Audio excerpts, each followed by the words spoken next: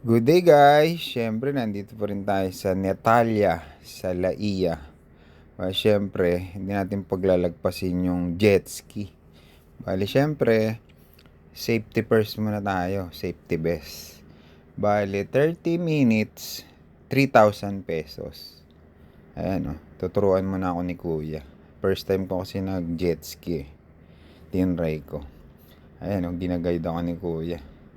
Bago meron pa siyang nilalagay sa kamay na kulay pula. Para sakaling mahulog ka, nakakabit pa rin yung kulay pula sa kamay mo. Nandun ka pa rin sa jet ski. Ayan na, tuturuan na ako ni kuya. Hindi siya yung tipong motor. Parang dito, yung pinakapreno yung silinyador niya. Na pipisilin mo unti-unti. Na andar siya. Ayan, tinuturuan ako ni kuya. Iba pala pakiramdam mag jet ski. Nakaka-relax. Siyempre, marunong na ako. Inangkas ko na si Biel. Ayan o, kaming dalawa na. Sabi ko nga sa kanya kung ipo-full speed ko sabi ko mawak siya maigi. Sarap, nakawala ng iniisip.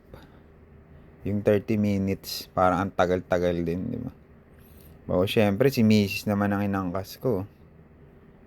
Sarap din, sabi ko sa kanya, humawak siya maigi. Kasi nga pwedeng full throttle. Parang kang lumilipad pag mabilis yung Bale, tinanong ko dun sa nagtuturo, 1.6 million pala isang jet ski. Ganda. Panalo yung lugar din dito sa Laia. Ang linis ng tubig. Kasi parang kapraso na lang pala to, Mindoro na Kaya yung tubig medyo kitang-kita sa linis. Ayan pinul throttle ko. Sarap. Panalo dito sa Laia. Bago syempre, si Mrs. naman din rin niya.